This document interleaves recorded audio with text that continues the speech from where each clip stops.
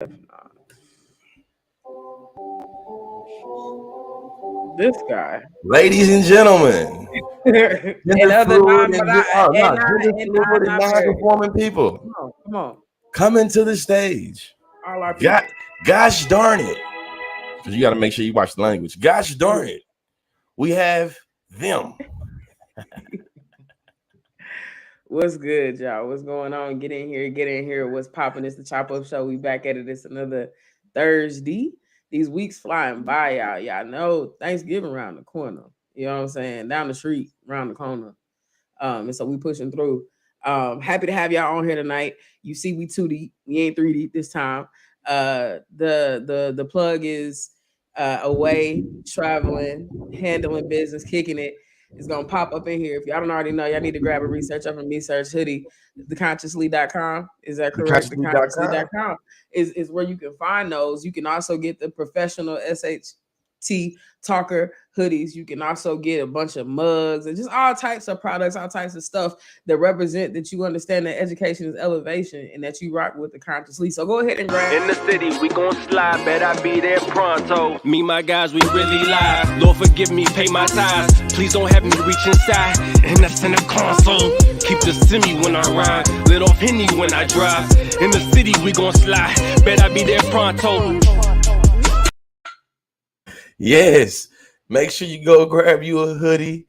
Yeah. Education is elevation. It is consciously, shout out to all the suckers, all the cluckers, all the admirers, all the lifelong learners. Yeah. Shout out to everybody, man. Absolutely. It's your girl Toya G in here representing for the Chop Up Show. Great to be here with y'all. Like I said before, my brother is absent the political club, but he wants me to remind y'all that I know y'all saw the midterm elections and the outcomes.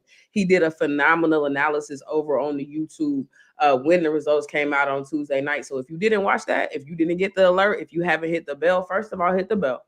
But second of all, go over there and slide and watch that analysis so you can get a good breakdown and some insight from the plug himself, the political plug. Let me be specific, talking politics, talking these midterms, and having a great conversation about that. So y'all go check that out. Go check that out. But good evening to everybody. What's good? Check it out. Go check that out. Yeah. So yeah, we can only jump straight into the conversation. Listen, undivided attention. First conversation, first thing at hand.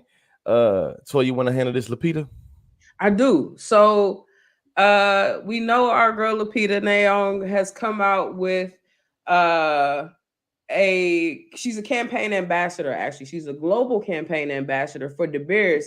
And De Beers, who is a famous, I think over a century now, diamond provider and diamond retailer, has come out to announce her as being, let me get it out specifically, a Diamond is Forever line, which it's replacing the Diamond is Forever line that started in 1947. The Where It Begins line aims to represent the journey of a De Beers diamond from the source, as well as that of a person wearing the brand's jewelry and how it makes them feel as radiant and as magnetic as Lupita. And so what's interesting about this particular global ambassadorship is that a lot of people have been criticizing Lupita because, of course, she is of African descent and represents the culture in a lot of ways. And we'll talk about Wakanda Forever in a second. But, has a line just like Beyonce did with the Tiffany diamond, with what a lot of people say the ironic enemy. Now, with this particular campaign, Lupita Nyong'o is anticipated to see at least $10 million invested across South Africa to engage 10,000 girls in STEM and support 10,000 women entrepreneurs by 2023. Right? So we have some interesting conversations, similar to what we said with Beyonce and Tiffany Diamonds. Like, we look at somebody, doing all the right things, doing all the activism, was on the, Lion King soundtrack, and they did a lot of stuff, right? And invested in the culture. But then when you have them making some questionable political decisions in terms of who they represent and their politics and what that's looking like. So I guess in this instance with Lupita, invested in 10,000 young girls for STEM in South Africa, and then 10,000 women entrepreneurs. Do we feel like should it be a hard line? Like you just got to say no and walk away from some things, or is this what we want from our celebrities participating in these types of, I guess, more meaningful activisms that don't really focus on a lot of the negative baggage and the history of these companies like De Beers and the capitalism they locked up in, but want to be able to do something. Well, like, just is there tension there, or do we just go ahead and pat her on the back and move on? I think it's tension there, but I think that when it's definitely tension there, and how we forced to survive in capitalism, many different instances. It's like nobody's forcing her to take this ambassadorship, and I'm pretty sure it's pretty lucrative for her as well. But a lot of the institutions that we work for are also steeped in, you feel me, like bullshit. You know what I'm saying? I worked for the University of Oklahoma. I was an alumni of the University of Oklahoma. University of Oklahoma it literally sensationalizes colonial violence, like literally called the Boomer Sooners. Yeah. So I think that when we talk about like it having tension, it's like, yes, it does have tension. And to answer one of the questions that you pose, is like, should we have a hard line? It's like, if we have a hard line for this, I think that we should try to be consistent as possible with how we draw those lines. And you know what I'm saying? It doesn't mean she gets a pass, but I feel like it's a conversation that we have to be critical of, and we should always be critical of everything. But still, it's like 10,000 South African Black women will get the opportunity for engineering. Yeah, $10 million will be invested, but it's also, think about the money that's in the resources that is being invested is what they extracted from the community. You know what I'm saying? Because what you said last week, you just told me last week, is that De Beers is a company that's owned by a white dude in South Africa. Yes, that found some diamonds. I mean, I think, and here's the background for it. They were established in 1888. De Beers is involved in every stage of diamond distribution processing, from sourcing and mining rough diamonds through the crafting and sale of them as jewelry to clients. The partnership with Nyong'o is an attempt to, I think, set new goals and kind of partnerships and relationships across 4 pillars: protecting the natural world, partnering for thriving communities, accelerating equal opportunities, and leading ethical practices across communities.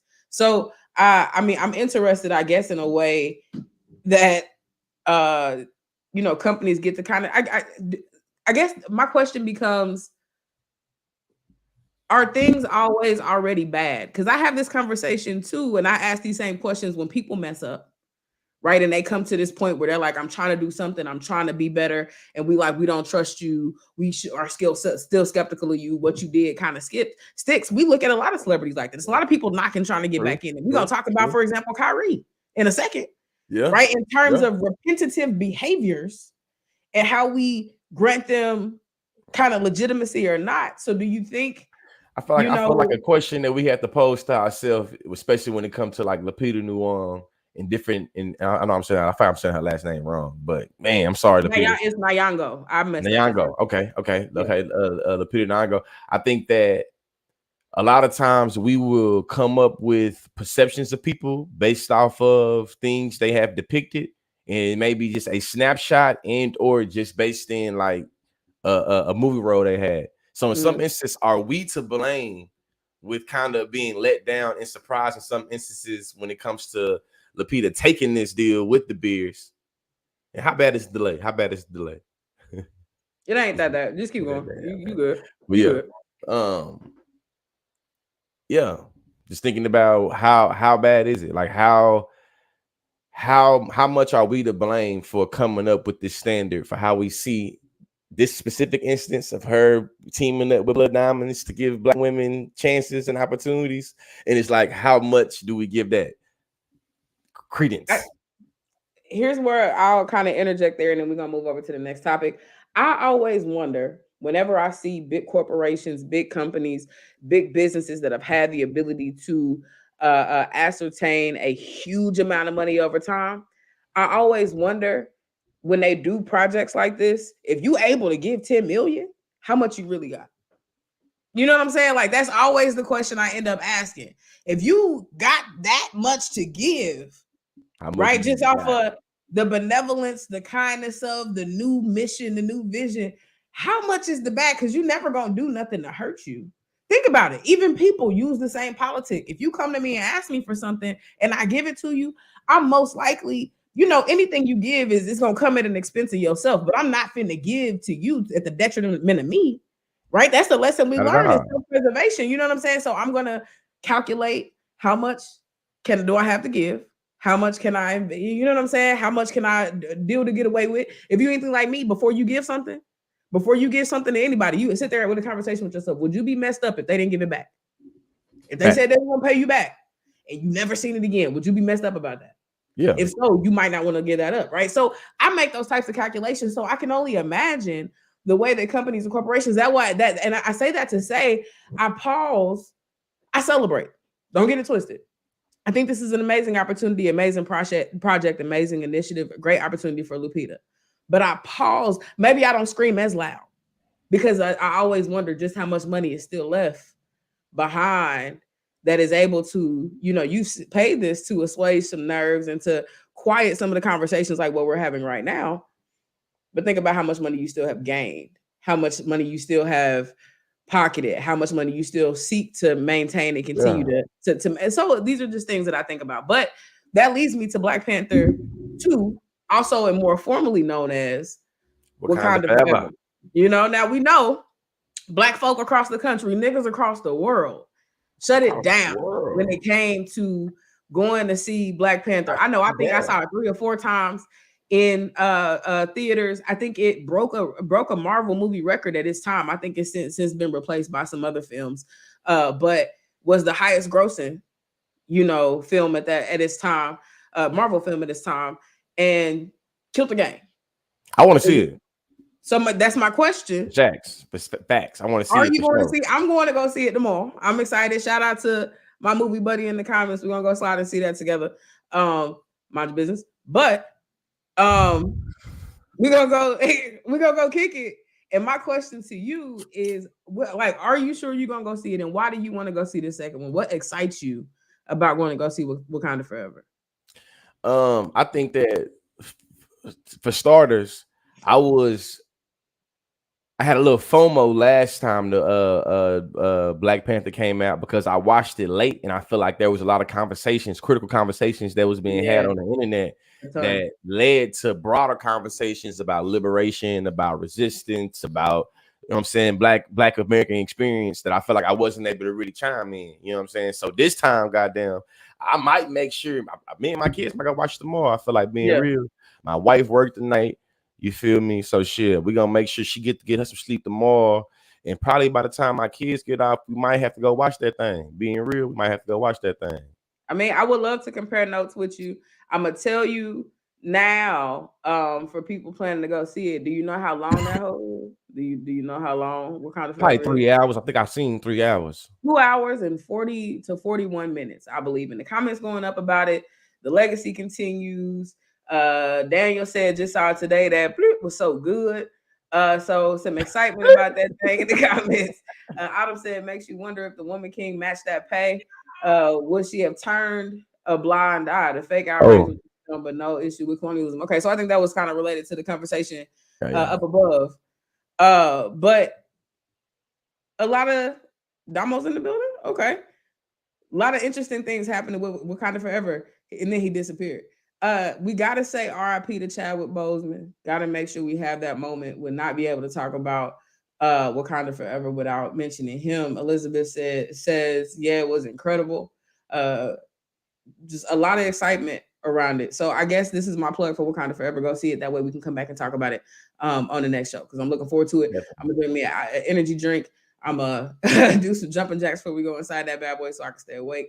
But I'm super excited to go get that all night. Hey, and you know what, T? I realized that when we first started the show, I was supposed to start with this, but I feel like But listen though, last week we talked about Kyrie Irving sharing of the video, the video about Hebrew Israelites and about us being the true Hebrew Israelites, and we talked about us being disappointed and us not liking it. You see what I'm saying? And we had a lot of individuals that came into the comments saying that how dare us, wish for the downfall of this black man. More recently, especially what you and I talked about, you know what I'm saying, They in talk, I preparation of mean, the but show, to be clear, they talked worse about us. It wasn't just how do we wish for the downfall they talk of bad black about men.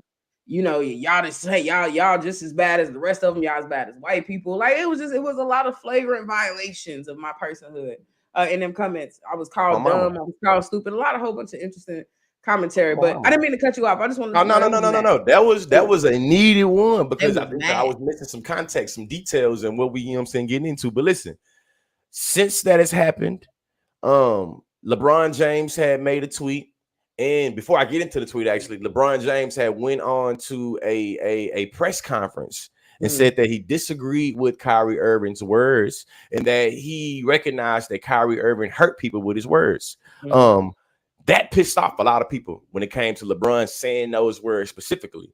What I found annoying about that, and I want to hear from you about, you know what I'm saying, how you feel about my annoyance specifically, right?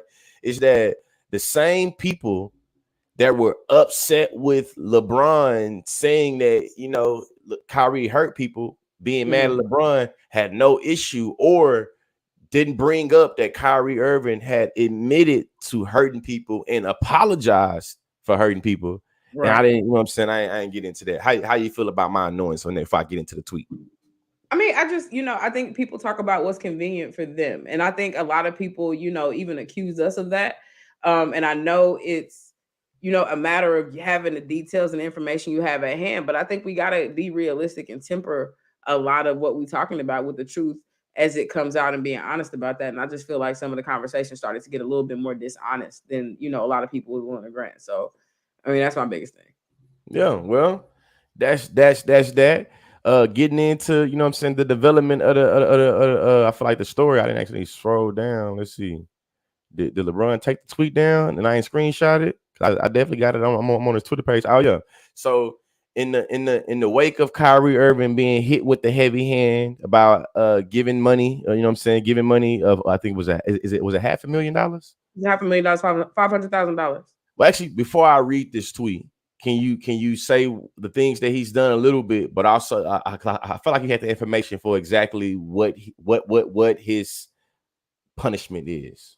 Do you Okay, have it? so yeah, well, what he has already done. Well, when we broke the news, he was suspended for it was supposed to be 5 games, and then all of a sudden it turned into an indefinite suspension when he found out that he had to meet these 6 criteria, and the list has kind of been floating around. Everything from go to sensitivity training to pay money for I think donate more. I don't know if it's donate more money or donate more money. Yeah. It's also one of the things that perplexed me was he has to sit down with the president of or the owner of the Nets to like demonstrate a change in behavior or an understanding about these, which is just like kind of wild as shit because like I don't even think he's Jewish. And so it's just like, why do you get to be like the barometer for whether or not I figured out enough and learned enough from my issues? And so of course, lost the Nike deal. The Nike owner of Nike has since come out, I think, over the last couple of days and doubled down on Nike's decision to go ahead and let Kyrie go. And so a lot of different demands on top of the suspension going from 5 games to indefinitely was kind of, I guess the new punishment or how he got kind of boxed out of that situation. Yeah. So then, and after all that, after the news broke about his punishment, people started talking about him being publicly lynched and being punished a lot more for his oppressive comments than people are usually punished for their oppressive comments. LeBron James left this tweet. He said, "I told you guys that I don't believe in sharing hurtful information, and I'll continue to be that way. But Kyrie apologized and she'll be able to play. That's what I think. It's that simple. Help him learn, but he should be playing. What he's asked about to get back on the floor, I think, is excessive, in my opinion. He's not the person that's being portrayed of him. Anyways, back to rehab session. I just want to point out, like you said, in terms of nuance and us recognizing that, hey, listen, what he said and did was bad.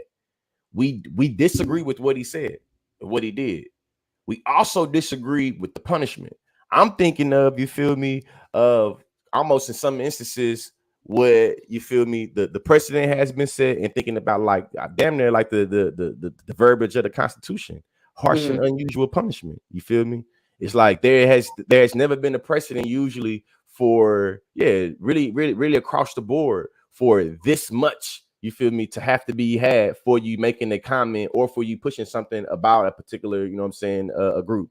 And I think that anti-Semitism is bad, anti-blackness is bad, but with recognizing that when anti-blackness happens, people are not asked to donate this much money and meet with NAACP and, you know what I'm saying, meet this much criteria to prove that you've learned and have enough cultural competency about anti-blackness and what it means to perpetuate and or add to the suffering of black people. Yeah. And no oppression Olympics, but if you want to accuse the oppression Olympics, like I always say, where's the medal at? You know what I'm saying? Because shit, we see that time after time again, the way in which we treat anti-Semitism and the way that we treat anti-blackness is not the same. And I think that for a lot of us individuals that see that oppression is always already bad, we recognize that the tenacity and how people respond to these things are not met with the same energy. And I think that is fair criticism to me. And when you bring this up, of course, we have to dovetail in the large conversation that's been going on alongside this or adjacent to this issue, which has been the concept of buck breaking and a public lynching.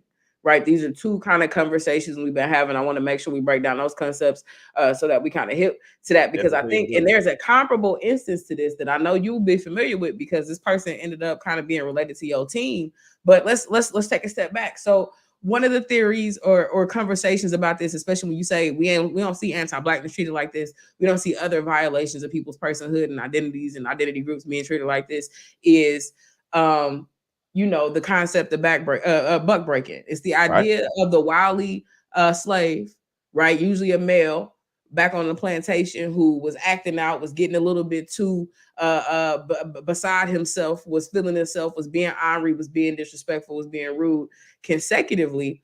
And what they would do was take that slave and use him to make an example. Right? You don't want to try me. This is not what you want to do. You play with me. This is how it's going to get down. And so they would, and this is where we get concepts of gratuitous violence on top of the obviousness of slavery, but do things to not only break that person, buck break, right? Literally break them down, but break their spirits and break the spirits of the people around them by embarrassing and humiliating them in a lot of different ways as a part of that process, right? Humiliation is a key and core component of how this kind of plays out. And so we see the onslaught. And in a lot of ways, my theory is that the Nets is paying him back. You know what I'm saying? For the hell he put them through with the vaccine. He put the NBA through hell. He put the Nets through hell. He was like, I'm not really banging with that. And y'all know our stance on, being vaccinated and stuff like that. So, not to even agree with that stance necessarily, but to see that these issues can be disconnected. And so, of course, the larger theory is that through butt breaking, they trying to get him, to give up and to quit.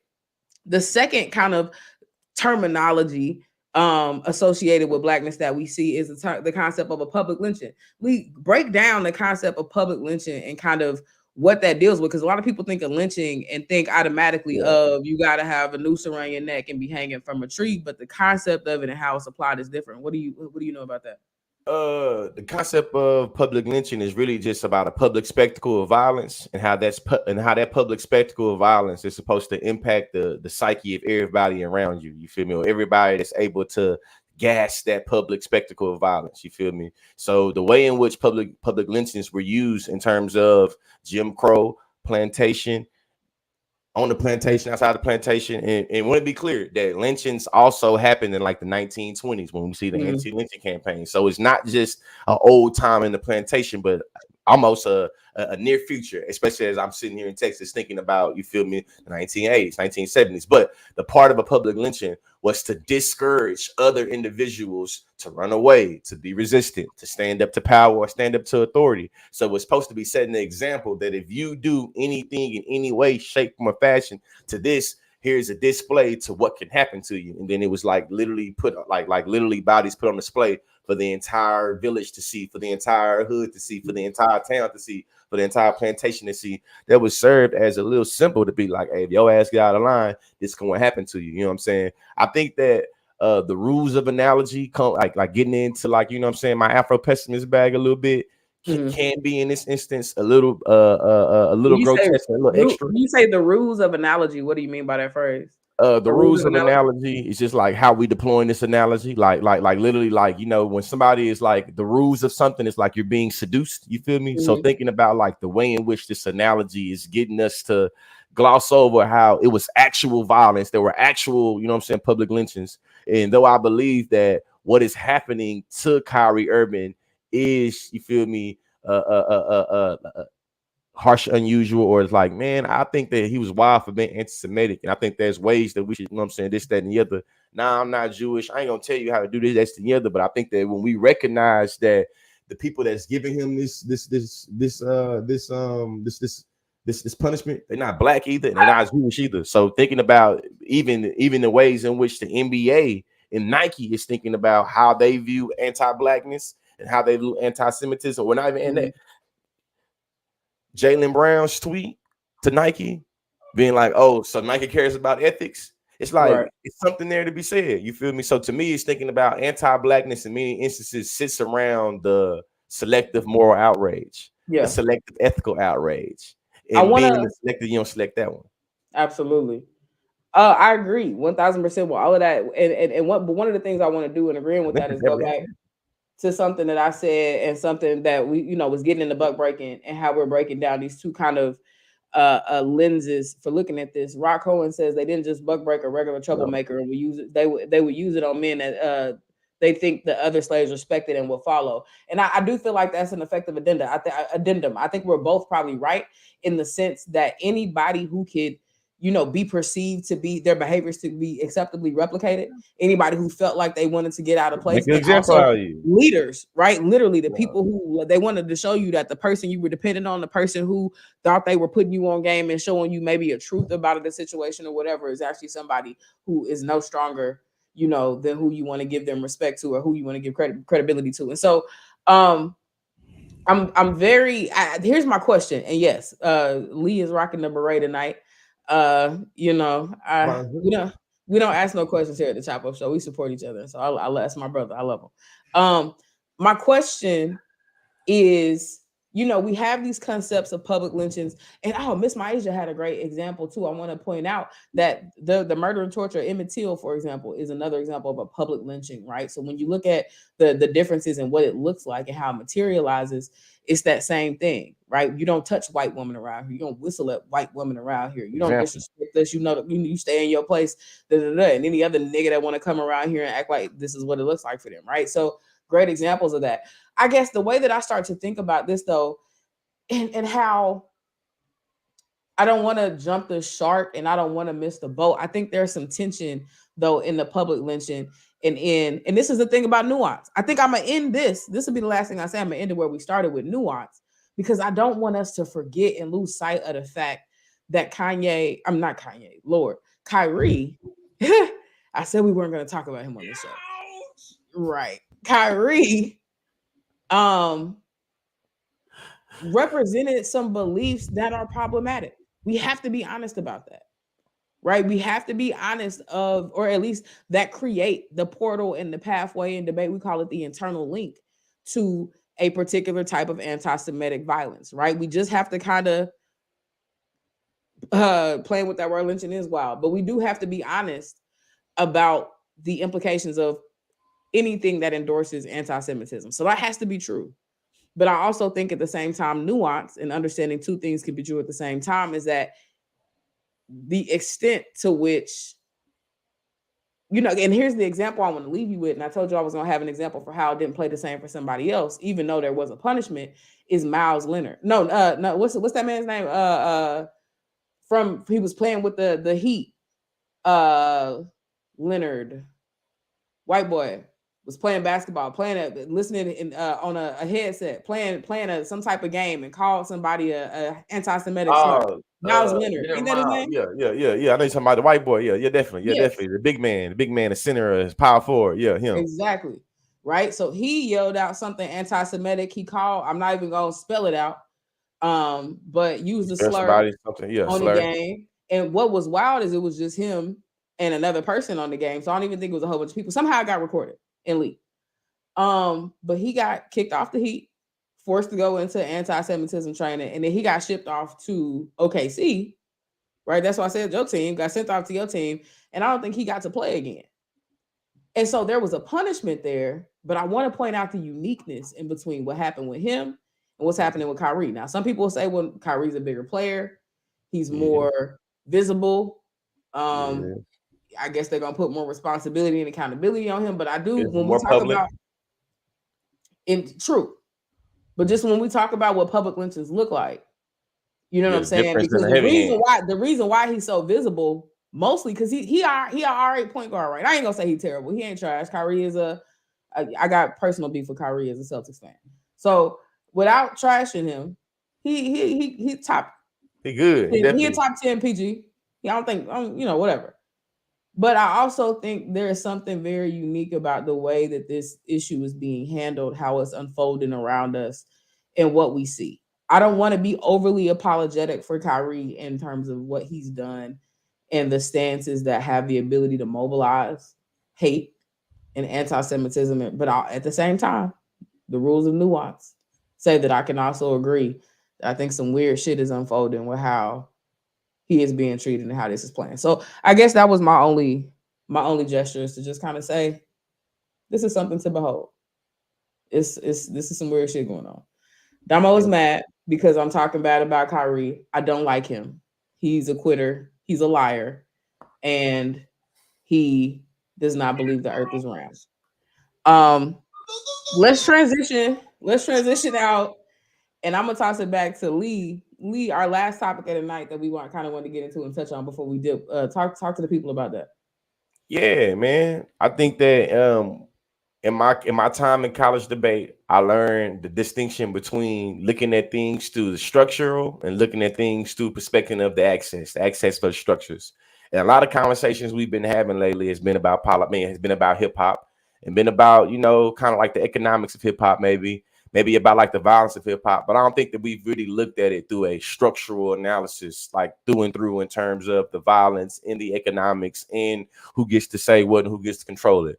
So to have this conversation about, hip hop writ large and asking the question, is murder a marketing strategy to push hip hop?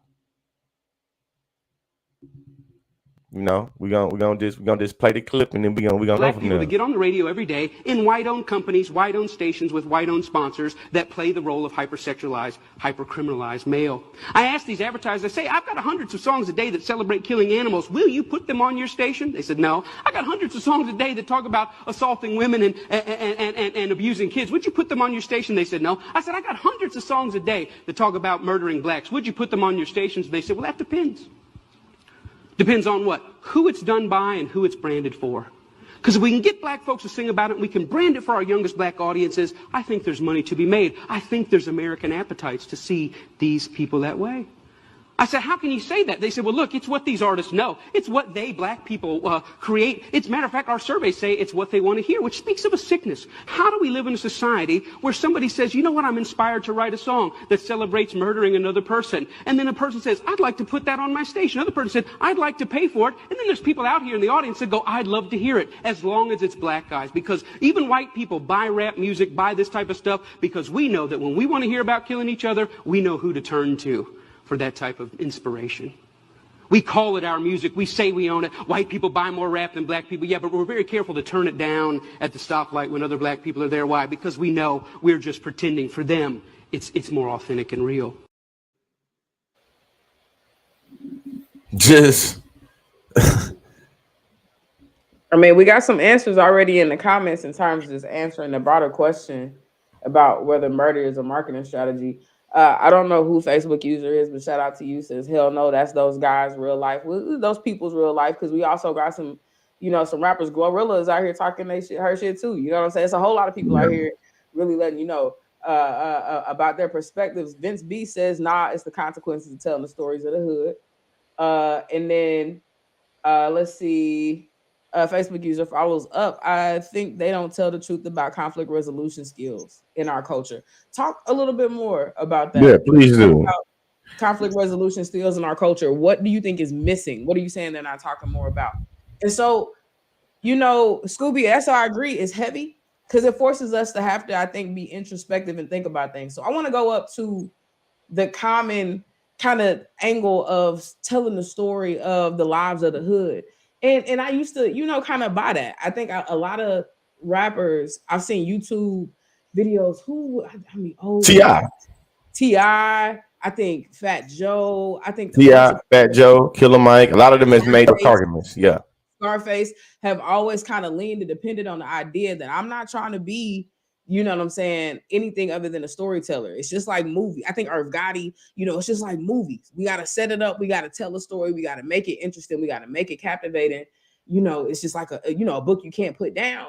But every movie we watch is not murder, murder, kill, kill. Every book, every chapter, if we were to read a book, every chapter wouldn't be, explicitly. I wouldn't read a book that every chapter was about killing and stealing and robbing a bunch of people. And this is not to be ignorant of all of the different hip hop that's out there, right? But we talking about the best selling music. He specifically talked about the stuff that makes it to radio, the stuff that is being replicated and repeated and mirrored by cultures that aren't ours, right? And that are in proximity, not causal. I'm making a correlation, not causation argument right now. I want to be clear about this, but are correlative to I'm being clear, to a lot of the crime, a lot of the deaths, a lot of the things that we see. So there is a question about the psyche, right? And I think that's what the speaker in the video kind of posits and the effects that has.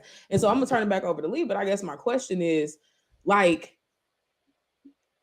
are we pathologizing ourselves? Like, and to pathologize means to sit and overcode and overdetermine and essentialize certain things about people's culture, and to study it in a way to say that there are abnormalities within that particular culture that can be explained by a singular phenomenon. So the idea, or in this case, the pathologization would be that niggas are inclined to violence, and that the things that they want to hear, the things that make them feel connected to their culture, the things that make them identify with each other are strong narratives of violence.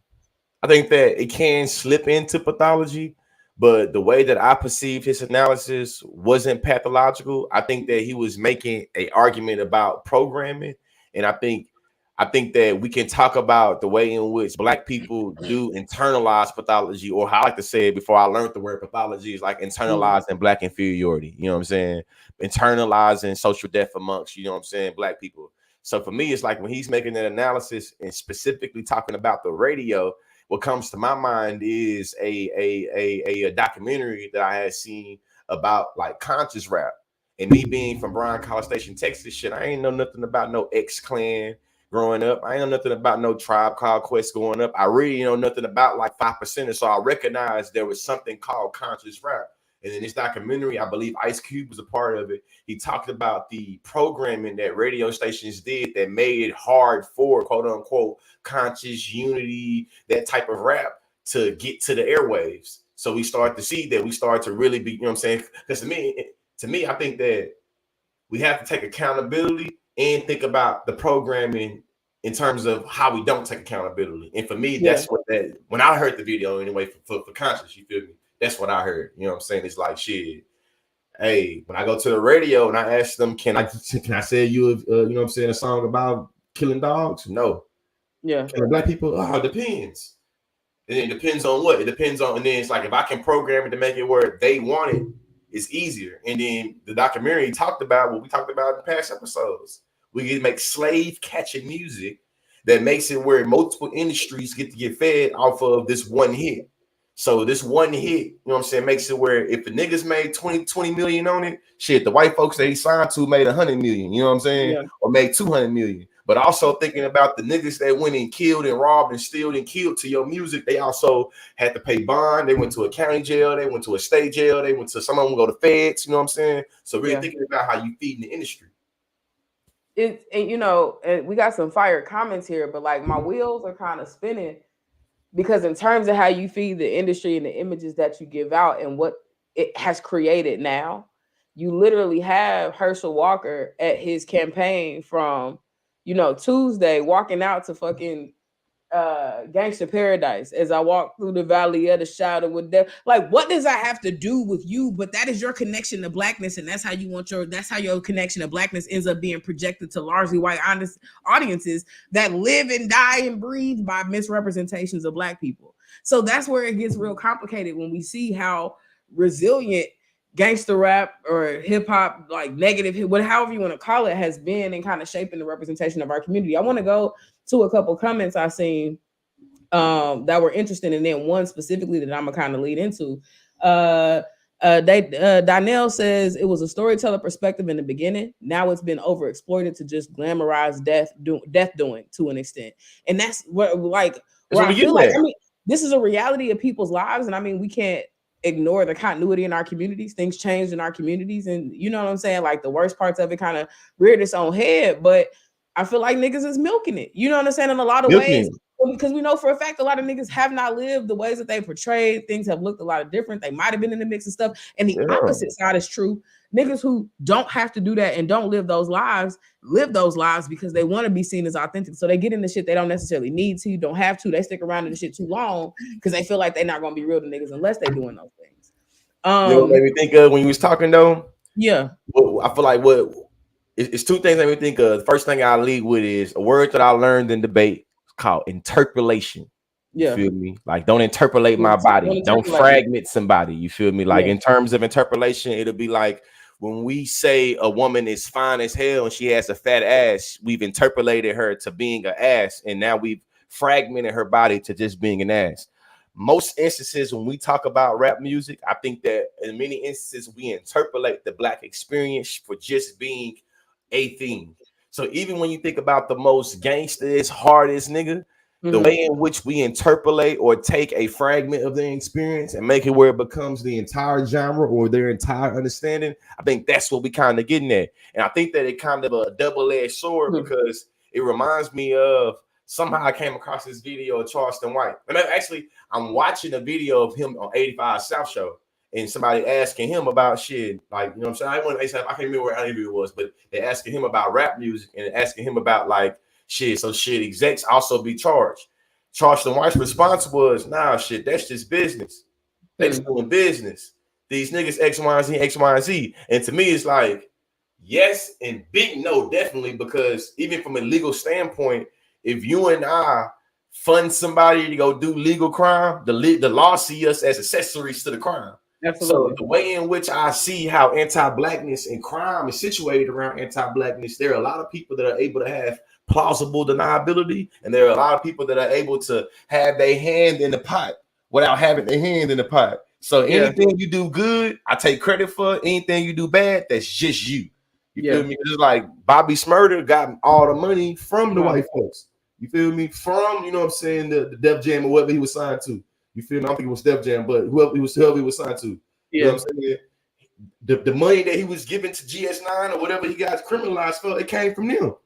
So, you know what I'm saying? It's not a RICO case. So you feel me? Goddamn. I mean, to the extent that now all tied together. That's why I go back to last night in this rant. How we started is thinking about structures versus access. To me right now, we're formulating and illustrating a whole structural analysis about crime, violence, money, access, opportunity, and how it gives us this reality that we're sitting in, and how different people are able to benefit from talking that murder, kill shit, and how some niggas went to go shit, do a drill or hit a lick, listen to that music, and they sitting in jail. You know what I'm saying? And thinking about how both of these things is true. Hey, and too, T.I. or the best rappers, they somebody uncle, somebody cousin, somebody this, that, and the other, they can talk about that. Or that's not what's incentivized to talk about. So, you know, with kind of what we look at with structures and how things are kind of baked into the system, right? That comes at an expense, right? And I want to spin the block on this whole notion of pathology because Scooby Snack's been dropping comments. Shout out to you.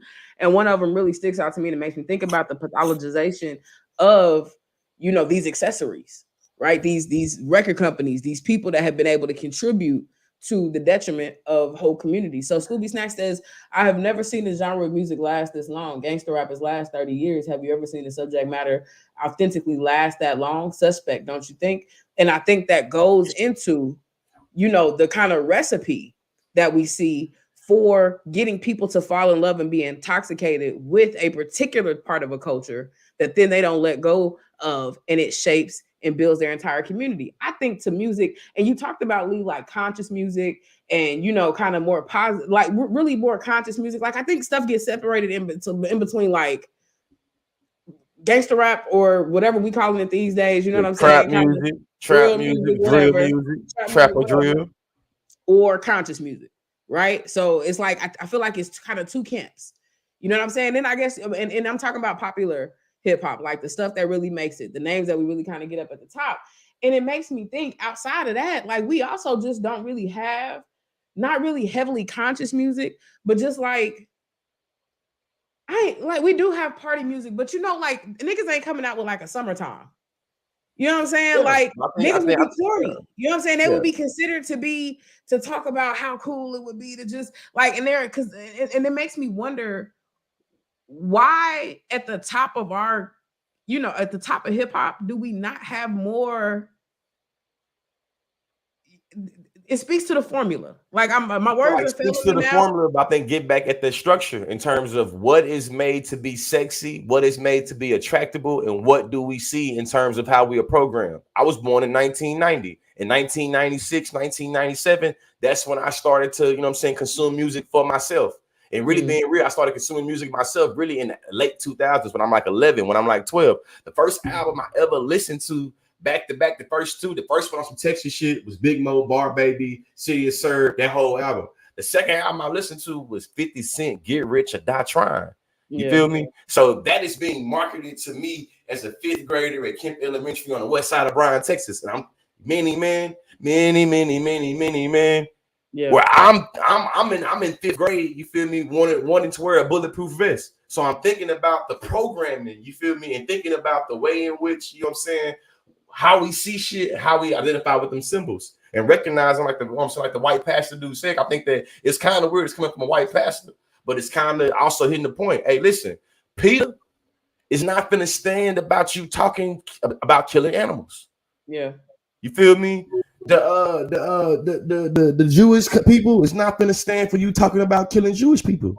You know what I'm saying? But it's been programmed as a part of free speech, as a part of being artistic, to talk about the various ways you're gonna use the AR and the F and N to turn a nigga into Swiss cheese. You feel me? And think about how that is acceptable. So to me, it goes both ways. It's like we do it, but also it's acceptable. So then it makes it where when we took the conversation back to the Kyrie or to the Ye shit, it's like, okay, why is anti-Semitism held in higher extent than anti-blackness? And for me, it's thinking about how black people, we negotiate that shit every day. We negotiate how much anti-blackness are we going to go for today to survive? So one of the things I wanna holler at Rod Cohen's comment there. And that's what I've been looking at, y'all, kind of going through the comments real quick. Rod Cohen points out that this narrative of us being violent is false. If we were as violent as they claim, they couldn't get us to be slaves. And go ahead, treat it. That's the paradox. That's it. That's the paradox. I mean, but I think if the narrative is false, I guess the bigger question is always going to be to what extent, because we know that, you know what I'm saying? Like black people with black ass lives know, you know what I'm saying? There's so much more to our experience, for the vast majority of us than that. There are some people who sun up to sundown is about that gun talk. You know what I'm saying? It's you know what I'm saying? And I acknowledge that too. But for the vast majority of us who consume it, who give it its legitimacy, who push it to the top, we know for a fact it's not like that. And so we talk to people who, the common meme is, I get in I'm an accountant, I'm a bank teller, I'm a whole ass teacher. But when I get out of the car, get out of work and get in the car, and I turn my music on, I undo my tie, and I turn on that ratchet shit. Yeah. I turn on that whatever. And so why is that? What is it? And I guess that's the question that I'm trying to get to. We just kind of talking ourselves through this, but the question I'm trying to get to is, what is it about that type of music that when we want to feel free and feel good, like that's what, you know what I'm saying? Like, what is it about? The video said it to me. To me, the video, I'm gonna use some verbiage the video gave me. I'm gonna use some academic language I get from the literature base of Afro-pessimism. People that want to listen and consume black music, they want to dance with death. And they view black people as being, to me, like socially dead, meaning that we always deemed killable or deemed, you feel me, already in proximity to death.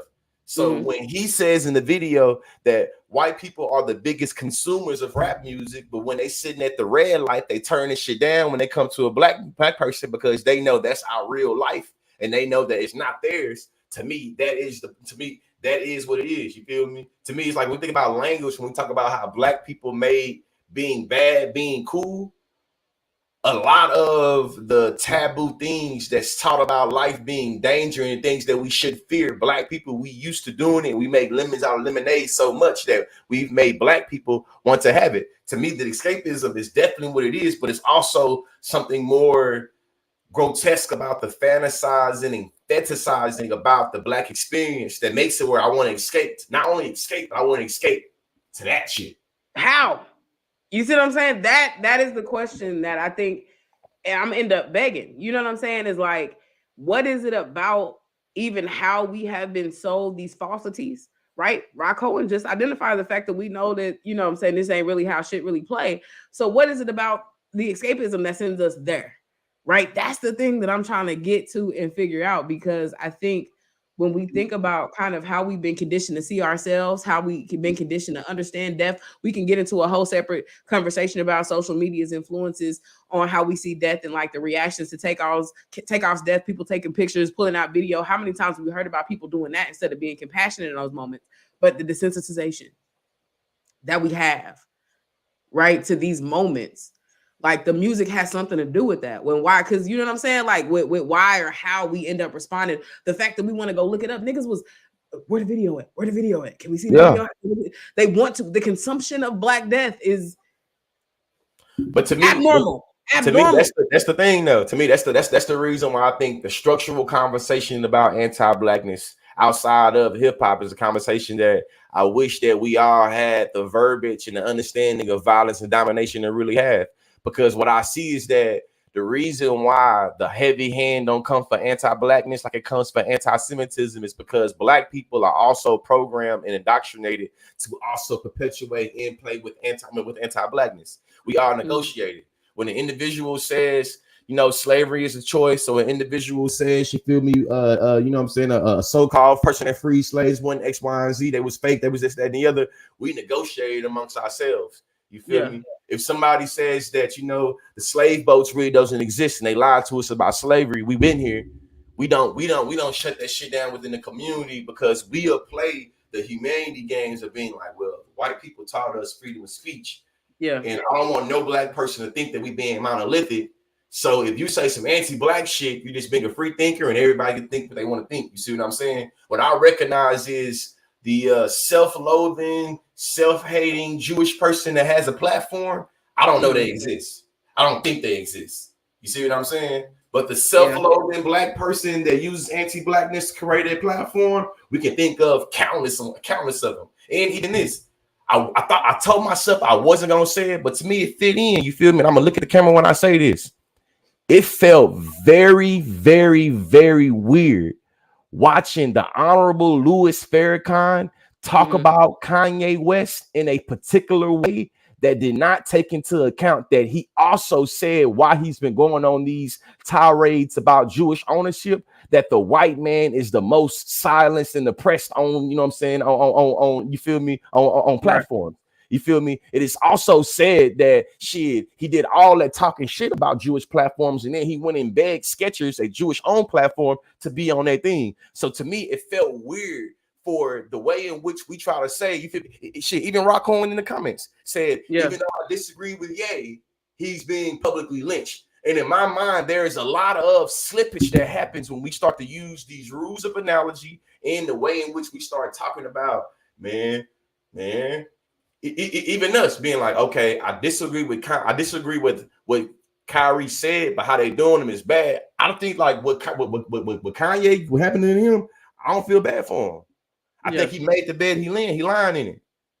As a strong black man that's unapologetic, that's proud to be a black man, that black man, Kanye West, the bed he lying in right now, I think that he made it through and through. He made it with satin sheets and a silk pillow. Yeah, I mean, So what do you want from your hip hop music? That's the last question. I'm gonna just leave this conversation with. It's a lot going on. We've said a lot. What do you want from the music? In an ideal world, what would you want from the music you consume? And that is the most popular. Better question. Is that a better question? We don't care what they think. The first question you ask is cool. The first Go question ahead. you ask is Go cool. ahead. To me, it's seeing the multiplicity of the Black experience and making it where when we have Black women that's in hip hop, we don't automatically pit them together because we can only have 3 compared to the 30 Black men that we have. When I think about hip hop and the hip hop music I want to consume, it's thinking about the Lil Nas X's and the Saucy Santanas and the Daily Bows being able to make music for a genre without being able to, without being stigmatized as being a part of a gay agenda that's trying to push X, Y, and Z. I feel like my rap music, not only the rap music, but the response to the rap music is, we don't hear about your bullshit ass respectability politics analysis about wet pussies or about pop pussies or about women only sexualities whenever we start to see criticisms of Black murder. You see what I'm saying? Like, to me, the hip hop music that I would like to see is more representative of the way in which Black people live. So we say that if you criticize the Black music, you got to criticize the environment from which it comes from, because the music is being created from the environment. If that is true, why don't we have more representations from our environment? That's that simple. That's how I would say it, really. Like, if it is true that the way in which white supremacists want to criticize rap music does not take into the account that the environment that created the music is like our criticism, you and I, is that so y'all telling me that the only shit that we get to represent is trap music and drill music? And not only, I'm not saying that us to Black people, but it's also saying to the white company execs, to the radio owners, to the sponsors, you're telling me that you only want to sponsor Black stereotypes that feed into Black hyper-violent understandings of Black men being justified to be killed or locked up. That's it? Yeah. Oh, wow. I mean, it like Donnell says, it's so subjective. I'm gonna go to the comments and kind of holler at what they saying, because you definitely got some amens in the comments. Donnell says it's just so subjective. It's different down to the person, just like our lived experience is just about holding each other accountable when shit gets out of hand.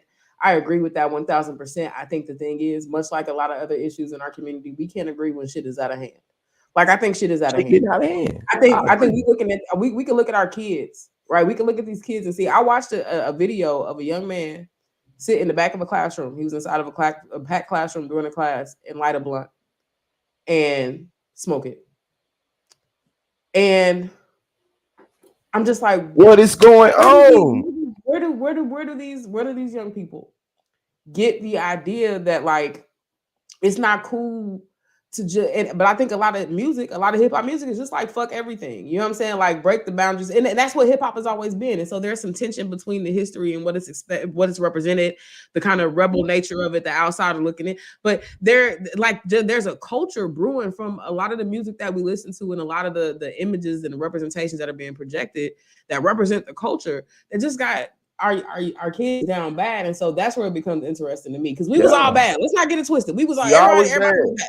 I just gave you the example. I want to rock a bulletproof vest at Kemp Elementary in Bryan, Texas, as a 12-year-old. You feel me? As a 5th grader. You know what I'm saying? So I'm recognizing, like, hey, this music also has an impact on my psyche, who I want to be and how I represented myself. And I know that when I taught 19th grade English in Oklahoma City. Come back to the mic. You know what I'm saying? I know when I taught, 9th and 10th grade English in Oklahoma City, that's what I was dealing with. I was dealing with my students wanting to be like King Von, wanting to be like, you feel me, the rappers from Jacksonville, the rappers from, like, NBA Youngboy, the rappers from, in New York. And not only wanting to be them, literally making it where beefs from the internet is making its way to the hallways of my class, to the hallways of my high school and to the classrooms in many instances. You know what I'm saying? Shit, you feel me? You is rocking with, I can't even think of, Fulio, and you rocking with Young and Ace, and they beefing. So now y'all beefing in the class. And now y'all, you know what I'm saying? So it's really thinking about how that happens. And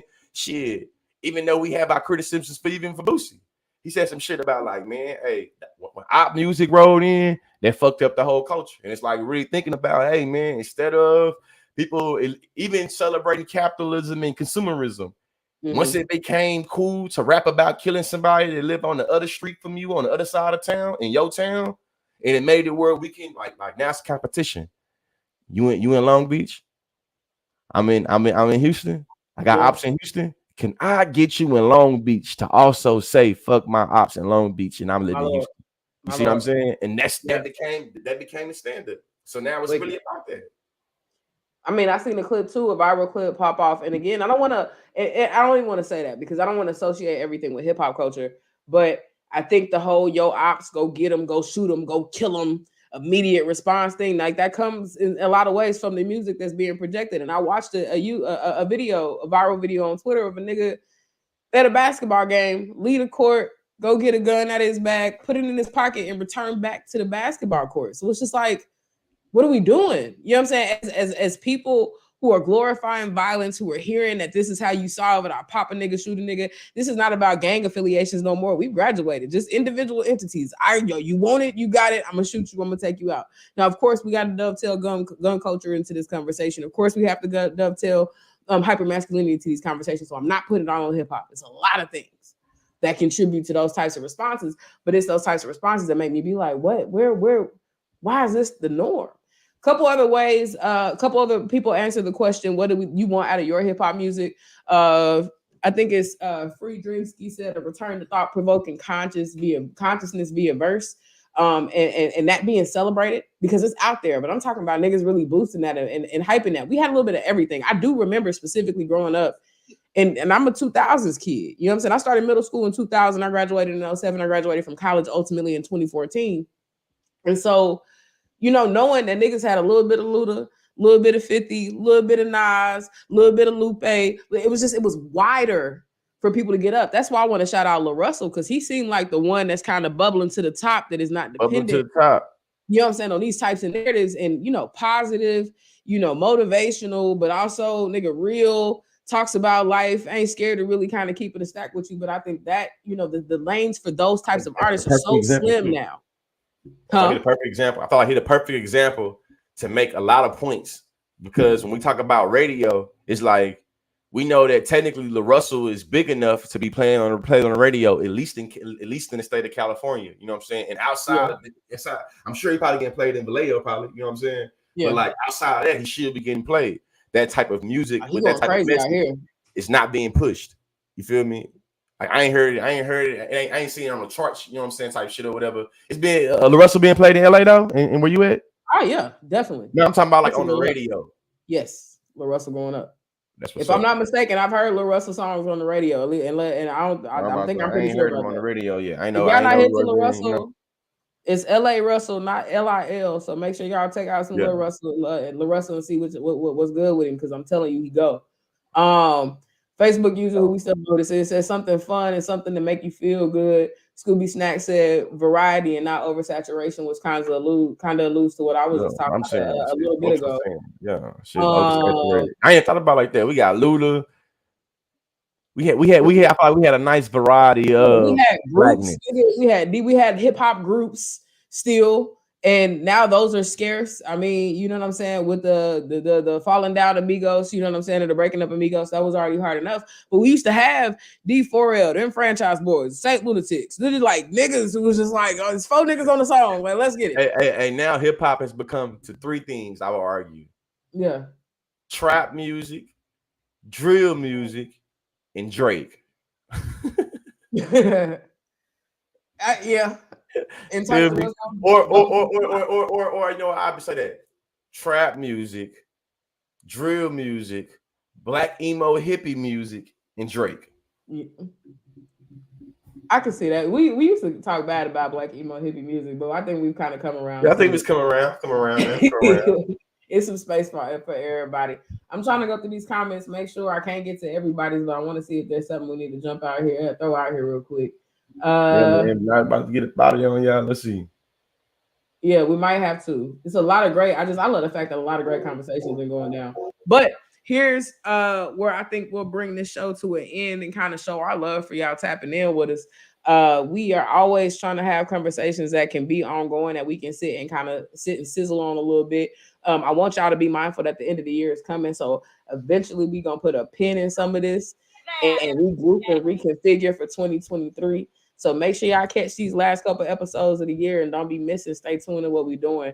That way we can tell y'all about what to expect come 2023. The plug is gonna be back with us. Y'all know he's in the comments talking to us, keeping up with us. And shoot, while y'all in here, before y'all leave, hit that love, hit that like, hit that bell, hit that subscribe, whatever you do to stay up with us. Theconsciously.com is where you need to go get your merch. You need a Christmas present. You need a gift for yourself. You're going ahead and getting yourself right. You're doing your little Black Friday planning. Get some Consciously merch. All colors. Research, professional shit talker, education's elevation. Go get the merch. And then listen, Chop Up Show merch is coming. We've been saying it for a while. Oh, it's definitely coming though. We were working on it. T-shirts. You know. I want y'all to get everything. But listen, we love y'all. We need y'all to come back to us next Thursday. We're gonna be back tapped in talking about what we're talking about, so y'all don't miss out on the thing. Follow us at the Chop Up Show on Instagram. And Lee, anything else? In the city, we gon' slide. Bet I be there pronto. Me, my guys, we really live. Lord, forgive me, pay my tithes. Please don't have me reach inside, and that's in the console. Keep the semi when I ride. Little